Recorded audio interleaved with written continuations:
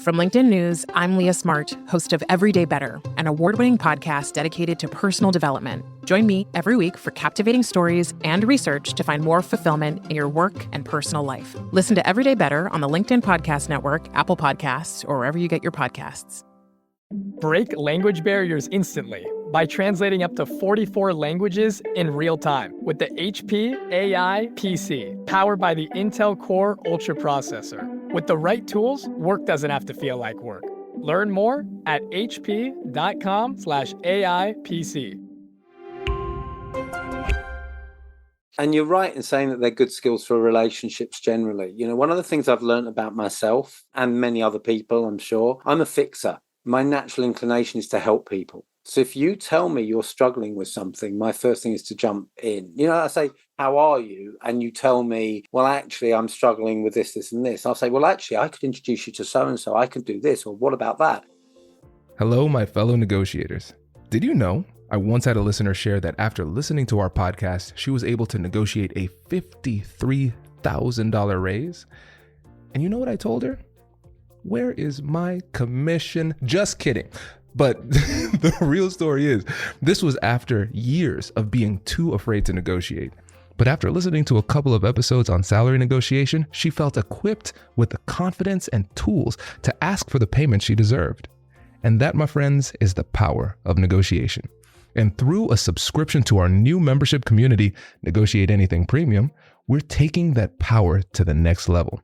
With customized playlists based on our most popular topics, you'll be able to find the episodes you're looking for much faster and much easier.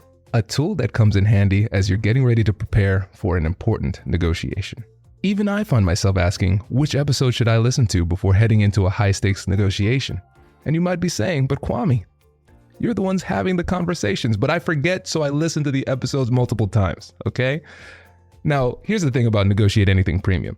It'll allow you to dive deeper into the specific situations you're facing, whether it's a salary negotiation, an important business meeting, or an emotional conversation with a loved one. Bonus for you, in addition to ad-free and extended episodes, premium members will have exclusive access to solo episodes and insights from yours truly. And as you know, it will be very dry and very boring because I have no sense of humor. And this is something that you all have been asking for. I'll also be offering personalized answers to some of your most burning questions through our Ask Me Anything feature. If you've been enjoying our traditional feed, imagine the value a premium subscription can offer. I've felt the benefit of negotiation firsthand, and it is life-changing. Many of you don't know this, but my journey has taken me from people pleaser to a confident negotiator because I was able to do two simple things. Through negotiation, I was able to first change my mindset, and then I was able to improve my skill set. And that is what will happen for you when you join Premium. I've already seen the impact of these skills and the power of this model, not only in my own life, but also in the lives and careers of our clients all around the world, my family, my friends, and our team here at ANI. And I am confident that it can do the same for you. Now, are you ready to negotiate more of the best things in life? Check the link in the show notes to learn more. I'm excited to continue the conversation. I'll catch you later. Andy, thanks for joining us today. Thank you for having me, Kwame. It is our pleasure. So how about you get us started by telling us a little bit about yourself and what you do? Well, I'm a professional relationship strategist, which means that I help people think a little bit more thoughtfully about the stuff we take for granted, the relationships that we build. And that takes many forms. So I've written 6 books. I have my own podcast. I'm a speaker all over the world at various conferences and events. And I train and mentor or coach on the topic. And I've been in this space for 25 years. So celebrating my 25th anniversary right now.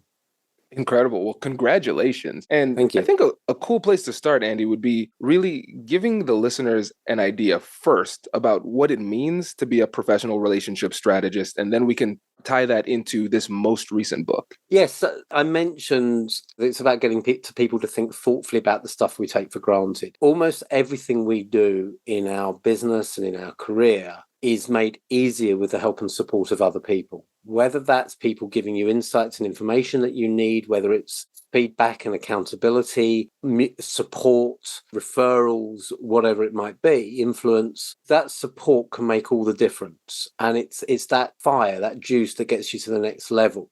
But we tend to take it for granted.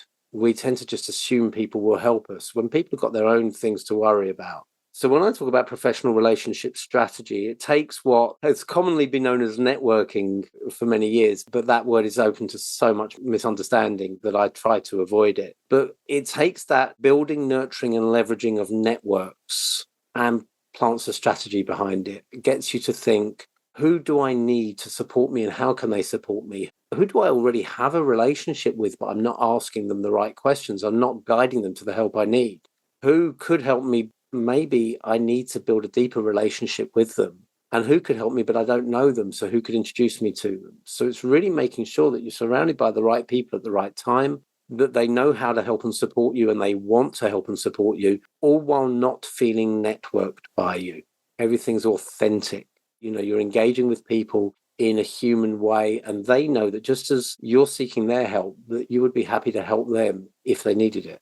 Andy, I love this. First of all, I knew I was going to love this interview because I love Ruth and she never sends me astray. And then second of all, I really wanted to make sure that you had an opportunity to outline what that means, because I think people could understand the words independently, but put together within a career, that's a completely different thing. And the things that stood out to me were just the simplicity of that revelation. Everything that we want to have professionally, and I will also say personally as well, is going to be bolstered by the quality of the relationships that we keep around you. But then also recognizing that in this world of business, we want to create these meaningful connections through our humanity and authenticity without making the other side feel networked. I think that last piece is so important. Yeah, because I said that networking is a word I try and avoid. Precisely because of that. There's probably two main reasons. One is because of all the negative connotations of people manipulating you, using you. And that's what I mean by feeling networked by someone. The other is that people hear the word networking and think of networking events, which are merely a tool in the process. They're not networking, but that's the perception. So that's why I tend to talk about professional relationship strategy, but it is networking ultimately. But you mentioned the word career, and there's a piece of research, and it's an old piece of research. It's from the 1990s, still very relevant today. And I think it is so powerful in saying why this is important. And it's from a book by an author called Harvey Coleman. And it was all around building a successful career. And Coleman looked at the different factors that went into promotion. Now, I've given so many talks to internal networks in big organizations over the years where when I've said doing a good job isn't enough, you feel someone's going to attack you, because that's just not fair. You can see people staring at you, giving you daggers because they don't like what you're saying. When I found Coleman's research, that's changed the game in the way people react to it, because it makes sense. So Coleman identified 3 factors that go into promotion decisions: performance, image, and exposure. So it's commonly known, it's a very famous piece of research, it's known as PI. Performance, image, exposure. Now, everyone thinks that what's fair and what's right is if you do a good job, you get your rewards. In other words, performance should be the predominant factor out of those 3. It accounts for 10%. Image is 30%. Exposure is 60%. You put that into common English. If you do a good job, that's the basic prerequisite. I'm not saying because it's only 10%, you don't need to do a good job, because trust me, if you do a bad one, more people will know about it. Exposure will, image and exposure follow. But if you do a good job, that's one thing. But people have to understand the value you bring to them. That's image. Why are you relevant to them, and how are you going to help them achieve their objectives, solve their problems, whatever it is they're looking for? And then the right people need to know, and that's exposure. And I think I use that. I open my careers talks with that. But actually, I think you can transpose that into doing anything. You could be the best negotiator going, but unless people really understand the value you bring and the difference you bring and where you make an impact, and the right people are aware of that, you're not getting hired. You're so right. You are so right. And I had the biggest smile as you were saying this, because I know this is going to help a lot of people, and that's great. But selfishly, Andy, I just had a meeting with a mentee and I was telling him this, but I didn't have any studies to back it up. So I feel vindicated right now and validated here. I appreciate it. And I think it's so important for us to recognize this. So we have performance being 10%, image being 30%, exposure being 60%. And I think one of the reasons why people hold back on like fully absorbing and incorporating this into their career strategy is because it feels like it cheapens our expertise, because it can be hard to accept. But I think it's absolutely true. And once we start to understand this, then we can orient ourselves in the right way to get the results that we want. And I think this gives us a great opportunity to segue directly into the book, which is talking about mentorship. So this is one of the many different types of professional relationships that we can have. What is it that made you want to focus on mentoring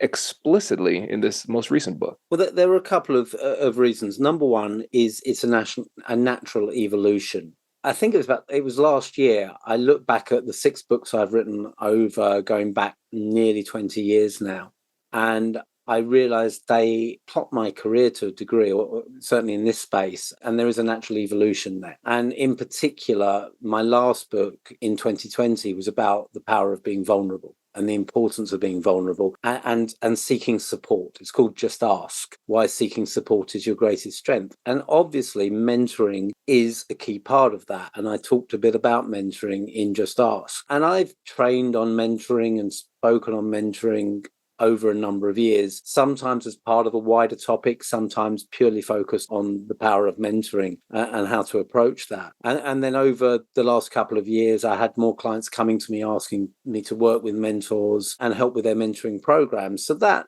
solidified the path I was already on. I think as I finished writing Just Ask, in my gut, I knew my next book was going to be about mentoring, and I started having conversations around that with publishers and other people around me. So it was that natural evolution was one reason. The second reason, and this goes back over so many years, I can't tell you. So I've done a lot of work with what are known as ERGs over the years. ERGs are employee resource groups, for the benefit of those who don't know. Employee resource groups, in simpler language, are women's networks or Afro-Caribbean networks or Asian networks, racial diversity networks, LGBTQ plus networks, and so forth. They're employee networks within large organizations. And mentoring has often come up as a topic within those, but people have always seemed lost as to what the next step is.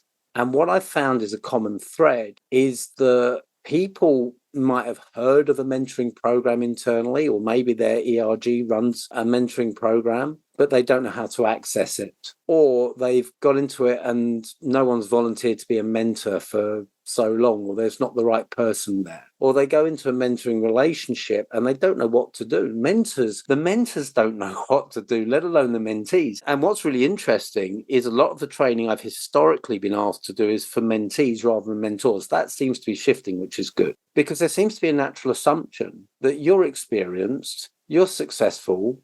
If you're being asked to mentor, you know how to do that. Well, you might be really successful in your field. Your business may be flying. That doesn't make you a good mentor. That doesn't mean you know how to approach a mentoring relationship. That doesn't mean you know how to adapt when your mentee is neurodivergent. It doesn't mean you know how to adapt if your mentee asks you really challenging personal questions, which has happened to me. It doesn't mean that you know what to do when your mentoring relationship isn't working and your mentee is ignoring you.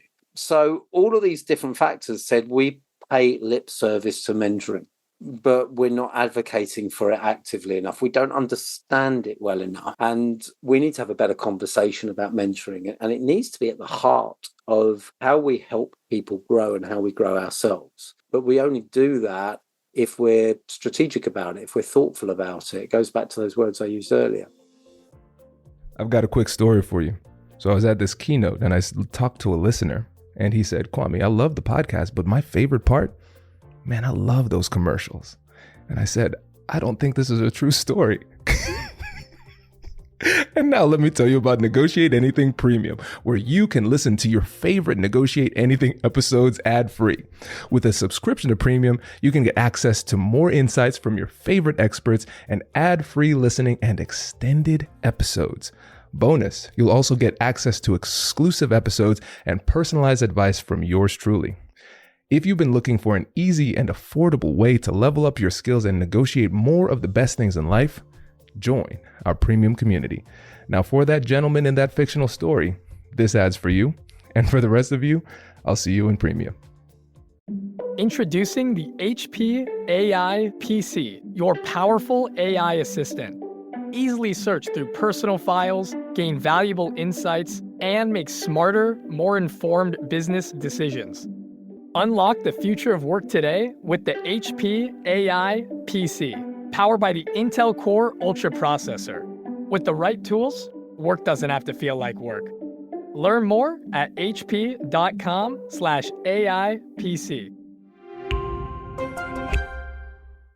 I agree. The thoughtfulness is necessary. And it's really interesting because when you say this, it's almost like there's an assumption that people understand what mentoring is. And so we say, oh, you should find a mentor. What does that mean? And or we're going to start a mentoring program. How do we do that well? And even just taking the time to understand those questions isn't something that is often done. And so I think a good place for us to start, Andy, is getting a really clear and robust definition of mentoring and what the goals are. And then let's move from there. Sure. I smile when you say a really clear definition, because I think I could have given you a clearer definition before I wrote the book than after, funnily enough, because I think there's so many grey areas around this, and even cultural differences. Mentoring in the UK, mentoring in the US are different. So let me start with my definition of mentoring, the Andy Lopata perspective on it. And that is that a mentor is someone who knows what you don't. They have the experience, the expertise. They've been on the journey that you're looking to go on, and they can share with you along the way.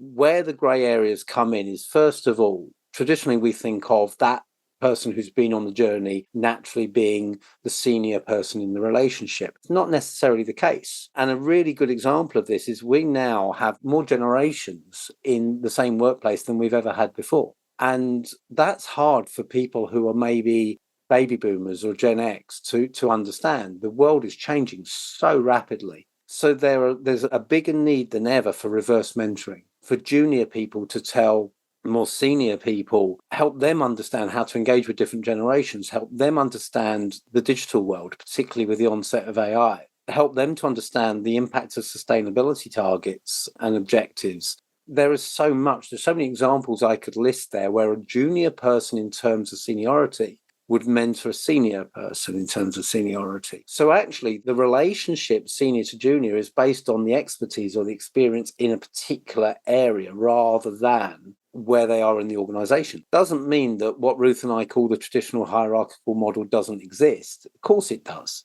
but it's not only. You have reverse mentoring, you have peer-to-peer mentoring, you have reciprocal mentoring. All these different things can represent a mentoring relationship. The second grey area is that we tend to think of a mentor as someone that you will have almost a contractual relationship with, where you'll go and sit down with them once a month and they'll hold you accountable and so forth. Now, I'm a big fan of that. I think it plays a really big part, particularly in terms of the accountability it builds into the relationship. But I also believe, and Ruth is adamant, and many of the people we've interviewed are adamant, that actually informal mentoring relationships are stronger. And I have one formal mentor, two if you include my mentoring supervisor. I have countless informal mentors, people who wouldn't even call themselves my mentor, but I can pick up the phone to. I can say, look, I've got this project coming up. I don't know how to address it. I'm starting to talk a lot more about projects in the public sector in the UK, particularly, which I've avoided in the past for various reasons. I don't have a lot of experience in that sector, even though it's where I started my working career. So I might turn to someone with experience of working in the NHS, for example, to help me with my conversations in the NHS. So I don't need them to mentor me every month, but they're for me when I'm putting a proposal together or I've got a delivery about to come up and I just want to run through some ideas. I think the downside of those informal relationships is they don't hold you honest in the same way that having that regular formal relationship will do, that accountability that I talk. And so one of the things that we're really strong on in the book is the importance of a mentoring team, having a range of people around you who are there to support you along your way. Sometimes it will be people you can call really ad hoc. Others, it will be more formal, and there will be various shades in between. The third grey area is, and this is where the cultural differences come in, is how we differentiate. In the book, we talk about the difference between mentors and sponsors and coaches and role models. You can even throw consultants in there as well. The main area of dispute, if you like, is coaching. And a lot of people confuse mentoring and coaching. Now, my very clear distinction of the two is that a mentor knows, a coach explores. I've never used that phrase before and I quite like it. Should have put it in the book. But a mentor knows, a coach explores. So I've already talked about the mentor has been on the journey before. They've got the experience. Coaches don't necessarily have the experience or the skill set or the expertise you're looking for, but they know how to work with you to help you find the answer. They'll ask the right questions. Now, a good mentor will use coaching techniques. So let's say I'm mentoring you. As soon as you tell me your challenge, I pretty much think I know the answer, particularly because I'm so arrogant, but let's just go with it.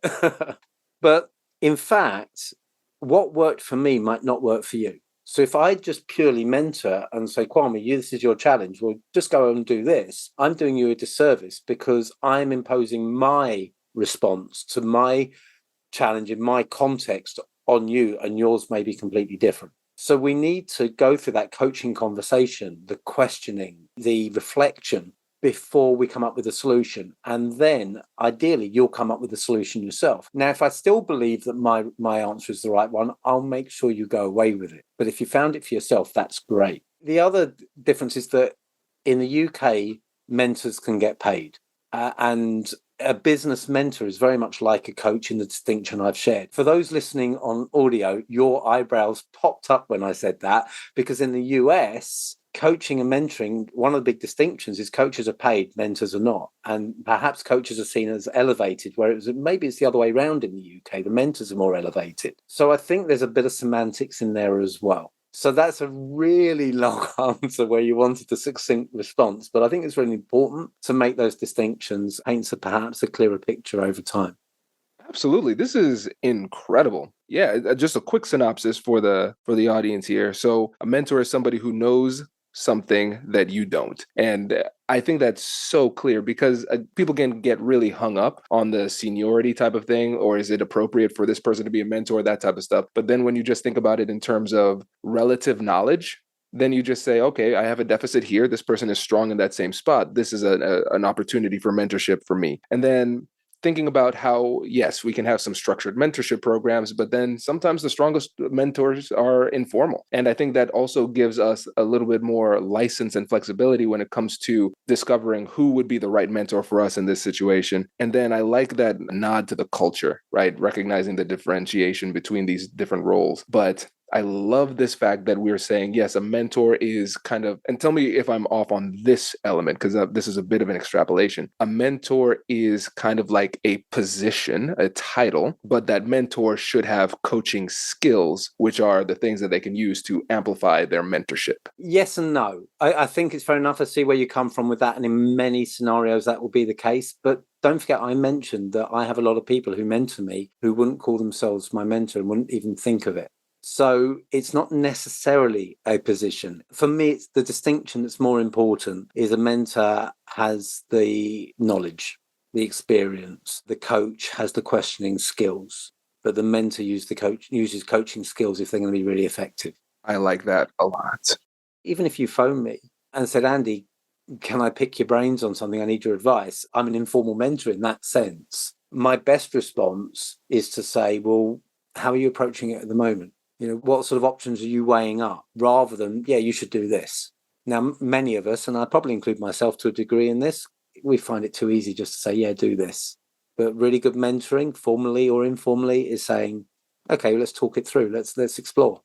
Absolutely. And Andy, I am going to show my bias loud and proud here. I'm going to talk about this through the lens of negotiation. Of course, because Of course. these are great negotiation skills, because a lot of times, and just relationship and general skills too, right? Because a lot of times we are quick to give advice without fully understanding the challenge or what the person's doing or thinking or feeling about the situation. And so sometimes that knee-jerk reaction to give that advice could potentially be one of the most damaging things you can do. And sometimes slightly disrespectful because you're not even giving the other person an opportunity to fully articulate their perspective before giving that answer. And so pausing, getting curious, these same skills that we would utilize to be effective negotiators are the same skills we can utilize in this instant to be effective I almost said mediators, you see. I started to go on that rabbit hole. Effective mentors in this situation too. And you're right in saying that they're good skills for relationships generally. One of the things I've learned about myself and many other people, I'm sure, I'm a fixer. My natural inclination is to help people. So if you tell me you're struggling with something, my first thing is to jump in. I say, how are you? And you tell me, well, actually, I'm struggling with this, this, and this. I'll say, well, actually, I could introduce you to so-and-so. I could do this, or what about that? And I've learned so many people don't want that. They just want to be heard. I mean, I still do it. I've known this for a time, but it's habit changing. It's a deeply ingrained habit. But that skill set of when someone shares that, asking questions rather than jumping in is so key. And it's a mentoring skill. It's a relationship skill. As you say, it's a negotiation skill. I'm no negotiation expert. I'm sure you're streets ahead of me there, but I have to negotiate for my business. And if someone wants to start negotiating with me, the worst thing I can do is say, well, okay, we'll go here then. I need to say, okay, well, what are you thinking? What are you trying to achieve? What's in your mind? How would you see us meeting on this? And by throwing it back to them, by having the conversation, you find out where they're at and you get to a better resolution that both parties are more comfortable with because they feel heard. And the key word there is feeling heard, because hearing is the first step, but then making sure that the other person feels heard during the process, that is a very important and often overlooked step as well. And we talked about the skills that a good mentor needs. What would you say are the skills that a good mentee needs? Well, the first one, which is common to both, but I'll focus on the mentee, is humility. Our ego is probably one of the biggest obstacles to effective mentoring. And as I say, it's both parties' egos, but from the mentee perspective, you want to impress your mentor. You want, very often there's someone that you want to think highly of you, which means that you don't open up completely. You're not fully vulnerable. And if you can't open up and share where you're truly at, what's really happening, your mentor can't help you as effectively as they might otherwise. So I would say that humility is absolutely essential. The second, you can interchange these. You put them in whatever order you want. They're both essential, is commitment. Not just turning up to a mentoring session, not having thought about what you want to achieve from it, not having a mentoring session for, say, 60 minutes and then closing your notes and going out and never opening them again till the next mentoring session. It's about thinking about what you want before you start a mentoring relationship, communicating that effectively, agreeing objectives and how you're going to measure them, reflecting and revisiting those along the way and reviewing them. It's about having clear takeaways from each mentoring session and then going back to your mentor and saying, I did this, this, and this. And by the way, another factor, and I don't think we talk about it in these terms in the book, but another factor that was really essential, I mean, we do talk about it, but not in these terms, is independence, independent thought. And that's maybe counterintuitive, but let's not make the assumption that just because your mentor has the experience that their answer is going to be the right one for you. And it's up to you to decide. And you know what? It might be the right one, but you may not feel it's the right one for you. And ultimately, it's your career, it's your life, and you have to make the decisions that are right for you. I share in the book a story of someone I mentor pro bono. She was at the time a 16-year-old schoolgirl. She's now a 17-year-old schoolgirl, so there's not much difference there. And she is a black girl who had gone to a boarding school in the south of England, far from home, where she was the only person of colour there. And she was bullied heavily. And when I met her at an event at Oxford University where experienced people in business came and we interacted with a lot of students of different ages. She asked me if I'd mentor her. And I found out a bit about her story.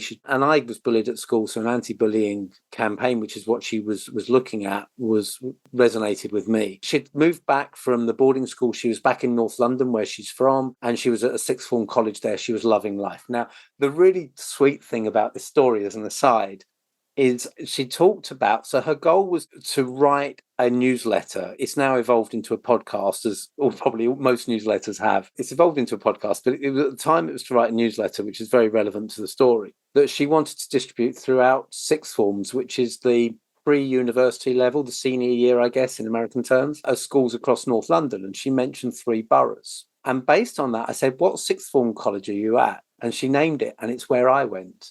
Wow. That's like 600 kids. So, and I went from an environment where I was heavily bullied to that sixth form college where I loved it. And it was transformative for me, and it is first. So that was a really nice aside. But here's where that independence of thought came in. She's a born again Christian and very evangelical with it. Now, my religious thoughts don't really matter on this. I'm not Christian, I'm not religious, but that's not really relevant to this. The question was, when she was planning this newsletter, which was to create consciousness, awareness, conversation around bullying and then other social issues for senior year kids across North London and then beyond. She wanted to put a Bible quote in the middle of every page, dead center. And my advice was this: as soon as you do that, you're going to lose a huge number of people you need to reach, because they will see it as an evangelical publication, which might not appeal. It won't have as widespread appeal as something that's just focused on the social issues you want to talk about. And I knew how important her Christianity was to her, or is to her, and to her mother, who I'd spoken with when we started the relationship. And I said, you don't have to give me an answer now. Talk it over with your mum, think it over, and then next conversation, come back to me. She went away, she thought it over, and she came back to me and she said, I hear you, I understand what you said, but her Christianity is about spreading the faith. It is about evangelizing. It's about going out and converting more people. So she has to share the word of God in everything she does. And so for her, she had decided to stick with it. Now, that was quite uncomfortable for me because it goes against my personal belief, but that's fine because they don't come into this. But it goes against the advice I gave her, that I feel strongly she is limiting the impact of what she could do, which I feel could be really powerful. But I still mentor her because I respect her decision. And the reason I respect that decision is not because I agree with it, but because she has listened to my advice, she has weighed it up, and she's come to her own decision. And that, to me, is absolutely fine. And you know what? To a degree, she could do that with every single piece of advice that I give. As long as she's weighed it up and weighed it up carefully, that's fine. You might get to the point where if she decides against everything I say, you might say, am I the right mentor? Maybe I still could be, because I'm forcing her to think this stuff through. So I'm providing the devil's advocate role from a position of knowledge, of strength, if you like. But that's why I say independence of thought. I think that mentee, that a 16-year-old at the time can push back against an experienced, international speaker, published author, however you want to say what I do, I think shows an independence of thought that is something that I can respect. Oh, Andy, there is so much in here that is so good, right? So first of all, let's home in on that word respect. I think it's a word that people use all the time, but it's a word that we often don't fully understand. And so one level of respect is treating other people the way that you want to be treated. Another level of respect is treating people the way that they want to be treated, and listening enough to understand what that is. And so in these types of relationships, there has to be that mutual respect. And I think that would be a guiding factor in a lot of the decisions that might be tough in terms of how to navigate these relationships and conversations. But if you think about these different layers of respect, then that can be a guiding force. And one of the things that you mentioned about a good mentee having is humility. And really what we're showing is that in this story, a good mentor also has to be humble, because it requires a little bit of vulnerability to be able to say, hey, I believe that you should do this. In my opinion, I think this is what's best for you. And then it takes a strong person to be able to say, you know what? I gave that advice. They thought about it and they went in a different direction, and I am still here for you. And so that mutual respect and mutual humility, I think those two elements are crucial for any of these types of mentoring relationships. Completely crucial. And I said, when I talked about humility, that it was both parties. And there's another, as you've opened that door for me, there's another way in which humility is important for the mentor as well as the mentee. And that is, just as the mentee wants to impress the mentor, let's face it, we're all human. Many mentors are going to want to impress their mentee. Just because our egos mean we want to impress anyone who's in front of us, we learn from people's mistakes. We learn from people's challenges and how they've overcome them. So I think there's as much learning in a mentor saying, I did this and I got this wrong, but this is what I learned from it. And this is how you can avoid my mistakes, as the mentor saying, I did this brilliantly and you can do the same. There's another side to that, or another angle to that, and that is that in both Just Ask and the Financial Times Guide to Mentoring, I quote a Harvard Business School or study into the power of vulnerability in the way people engage with our message. And they ran various experiments, this research team. And the one that I always talk about was the final experiment. And it was, we say Dragon's Den, our program was Dragon's Den. You have, I think it's the shark cage where people pitch to the investors. It's Shark Cage, isn't it? Shark Tank. Shark Tank. Yeah, you wouldn't put sharks in a cage. You go in a cage with the sharks, but yeah. If you don't put sharks in a cage, the water leaks out. Shark Tank. So it was a Shark Tank type scenario where you had a business owner pitching to an audience about their business. And there were two different scenarios in which they pitched. The first, they talked about their success and how brilliant their business was and how everything they've achieved. In the second scenario, they shared exactly the same successes and achievements, but they also shared where they had fallen along the way. And they measured two types of envy, what they called malicious envy, I want you to fail, and benign envy, I want to be like you. And where they shared their successes only, malicious envy was high. Where they shared their successes, but with their challenges along the way and mistakes they'd made, benign envy was high. So when we have enough humility and vulnerability to say, I got it wrong, and this is an important learning point, not only does that help people learn, it makes our message more resonant. Wow. This is great. Andy, I could talk to you forever. This is incredible. I really like this. And this last note, talking about how we talk about successes. I mean, if we're going to use just common slang to describe this is a way to ward off the haters a little bit. Well, isn't there a negotiation tip here as well? I mean, when I'm talking to my clients and my prospects, I'm open with where I'm at. People say, how's business? If it's not great, I tell them from a position of strength and certainty, but I say, well, look, the last quarter hasn't been the best, and this is what's happening. Going back to that Harvard study, I think that resonates with people and they engage with me more and they want to work closer to meet me where I'm at. Maybe I'm completely wrong or they're taking me for a sucker, but I don't believe that's the case.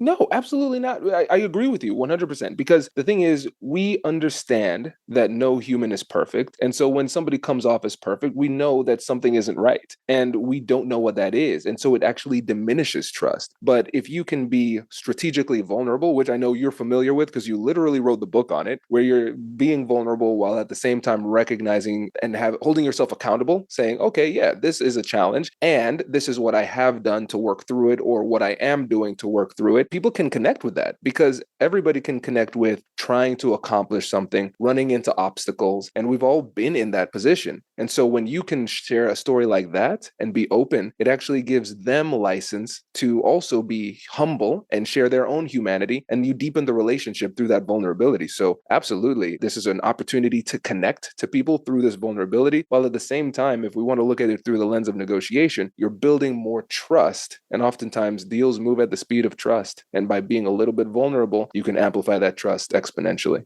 I do love that. Deals move at the speed of trust. I love that. Yeah, I cannot take full credit. There was a book. I cannot cite it. We'll put it in the show notes. But after we put in the Financial Times Guide to Mentoring, of course. Andy, this was a pleasure. Before you go, please remind them about the book and the podcast and how they can get in touch. Of course. Well, so the book is the Financial Times Guide to Mentoring, as you've kindly just said. The book's website is mentoring-guide.com, and we've got a ton of resources there. I'm sure that this podcast will appear on there as well. And you can download a first chapter there if you're a try before you buy kind of reader. But it's also available, or will be shortly, in the States at all the normal outlets. And the podcast is the Connected Leadership Podcast. So our premise on the podcast is that the professional relationships underpin executive success. And I'm sure very much like yours, we have a range of people from subject matter experts to people with just amazing stories, Broadway actors, NASA astronauts, symphonic conductors. There's so much we can learn about professional relationships from all different stories. And I have some great conversations on that as well. So where you normally get your podcast, just put my name in, Connected Leadership Podcast, or podfollow.com/Connected Leadership. Amazing. Andy, thank you so much for joining us. Really appreciate it. I've really enjoyed it. Thank you. Wait. Now, before you sign off, I have something to tell you that I've never told you before. Just kidding. I've told you before, but you should listen to it again. I want you to know about Negotiate Anything Premium. Imagine all of the things that you love about our traditional feed, plus so much more. I know you like our traditional feed because you're at the end of the episode. And with Negotiate Anything Premium, you'll get more bonus content you've been asking for, more of the expert insights that you can't get anywhere else, and more exclusive behind-the-scenes access into every conversation. Are you ready to get more of what you want out of your life, career, and every conversation? With Negotiate Anything Premium, you'll have access to more high-level, custom-designed content and insights, giving you the tools you need to negotiate higher salaries, better deals, and better relationships in your life and career. Once I had a listener share that Negotiate Anything helped her to negotiate a $53,000 raise. Could this be you? What would that mean for your life? I've seen firsthand the impact this model has had on my life and the lives of my corporate clients, and I am confident that it can do the same for you. Are you ready to negotiate more of the best things in life? Click the link in the show notes to learn more. I'll catch you later.